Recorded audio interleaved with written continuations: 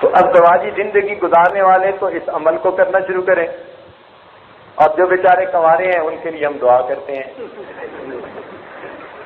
اللہ ان کی مشکل آسان کر دے، ان مسکینوں پر اللہ رحم فرما دے۔ ایک صاحب نسبت بزرگ نے یہ عمل دیا تھا، اور آپ حیران ہوں گے کہ اس وقت یہ عاجز ابھی 10ویں جماعت میں پڑھ رہا تھا، اتنی چھوٹی عمر میں لیا تھا، اور انہوں نے فرمایا میری طرف سے آپ کو اجازت ہے، پڑھنا شروع کر دو، جب تمہاری شادی ہوئی انشاءاللہ اللہ کامیابی دیں گے۔ اور اس عمر سے یہ عاجز اس کو پڑھ رہا ہے، اور الحمدللہ اللہ رب العزت نے ازدواجی زندگی کے بارے میں اتنا سکون دیا۔ اس عاجز کی جو بیوی ہے وہ میرے شیخ کے شیخ کی بیٹی ہے، شیخ کے شیخ کی بیٹی تو 2 گنا احترام،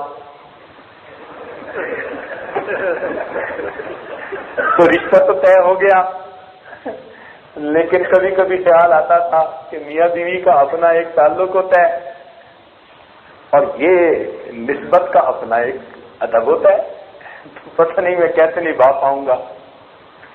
الحمدللہ اللہ رب العزت نے میرے لیے مشکل آسان کر دی۔ شادی کے اگلے دن ہی فجر کی نماز کے بعد جب ناشتے کے لیے آئے، اہلیہ نے کہا ناشتہ بعد میں کریں گے، پہلے آپ مجھے بیعت فرما لیں۔ اب الحمدللہ وہ میری بیوی بھی ہے اور میری مریدنی بھی ہے۔ اب جب بیوی مریدنی ہو تو کتنا مزہ آتا ہے۔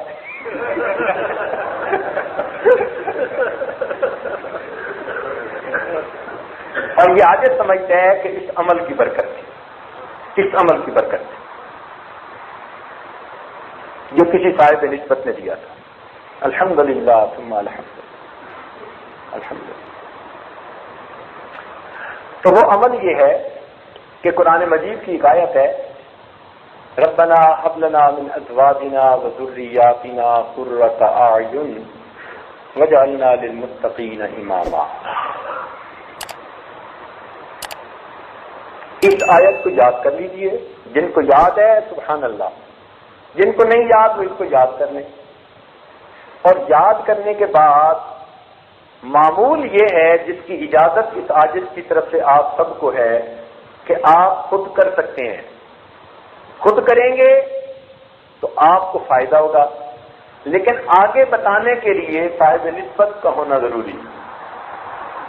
ہر بندہ آگے اجازت نہیں دے سکتا، بات سمجھ رہے ہیں نا؟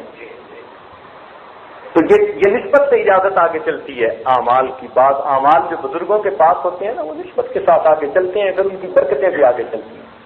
تو یہ عمل خود آپ کریں گے کیونکہ آپ کو اجازت دی جا رہی ہے، تو انشاءاللہ آپ کو اس سے فائدہ ہوگا۔ لیکن اگر آپ میں صاحب نسبت حضرات موجود ہیں تو وہ بے شک اس عمل کو آگے بھی اجازت دیں گے، اللہ اس کی برکت کو آگے جاری فرما دیں گے۔ تو عمل یہ ہے کہ ربنا هب لنا من ازواجنا وذریاتنا قرۃ اعین واجعلنا للمتقین اماما۔ اس دعا کو یاد کر لیں، اور ہر نماز میں فرض ہو، سنت ہو، واجب ہو، نفل ہو، کوئی ہو، جب آخری التحیات پڑھیں تو یوم یقوم الحساب پڑھنے کے بعد پھر آپ قرآنی اس دعا کو پڑھیں اور اس کے بعد سلام پھیریں۔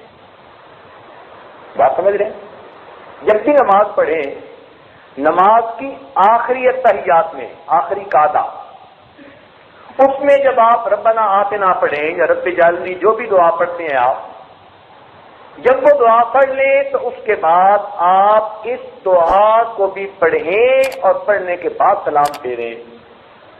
اللہ تعالیٰ آپ کی ازدواجی زندگی کی خوشیاں آپ کو اپنی آنکھوں سے دیکھنے کی توفیق عطا فرمائے۔